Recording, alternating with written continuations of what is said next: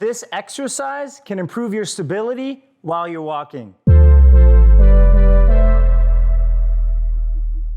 Now, there are many problems that can contribute to someone limping.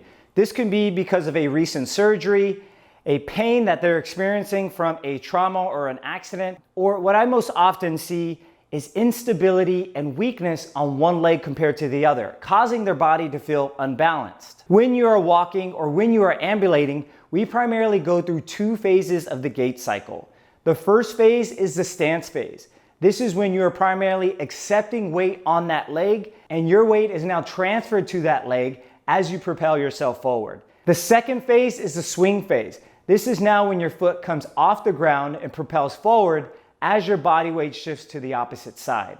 Now, when you are weak on one side, you will naturally want to spend less time on that leg. This commonly results in a shorter stride length and even developing a limp. But there are exercises out there that you can choose from that will help focus on strengthening one leg at a time so that you can balance out both sides. And this is why I like the high stepping exercise against the wall for this very reason. Now, this is an exercise that I learned in a manual therapy course I took by the Institute of Physical Art. The reason why I like this exercise is because it's an exercise that targets the entire whole body.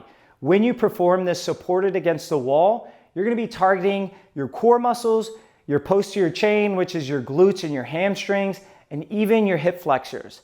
My favorite part of this exercise is it replicates the same mechanics that you would use to push a sled, except now you can perform this exercise in the comfort of your own home. Now let's go over how to properly perform this exercise at home and give you a few progressions that you can use to make this exercise more challenging. So the first thing we're gonna discuss is how to properly set up for this exercise.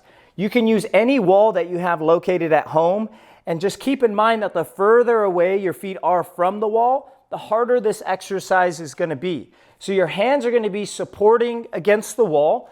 They're gonna be at shoulder height. And what you're gonna do is actively be pushing into the wall the entire time. What I don't want is you kind of having soft elbows during this exercise, because it's going to defeat the purpose of you incorporating your core muscles, okay? So you're standing with your hands shoulder width apart, at the same height as your shoulders. And what you're gonna do is you're gonna go up on one leg, and now the leg that's going up, you're going to flex that ankle and think about reaching that knee up as high as you can. When we are in this position, you're going to perform an isometric hold, meaning that you are not moving and you're trying to keep and sustain that contraction of your hip flexors and your abs to try to keep the leg from falling down, okay? One of the mistakes I see people make is they'll point their toe down, but I really want you to think about pointing that toe upward. You're gonna spend up to 5 to 10 seconds on one side, then you're gonna alternate and go to the opposite leg, okay? Also, one thing you wanna keep imagining as if you're still pushing into the wall as you're going up on one leg and elevating the opposite leg up towards the ceiling, okay? Now, if this becomes too easy, you can make this a little bit harder by raising the leg up, and with my back leg, instead of me not being really conscious about where my weight is, you can go up on your tippy toe.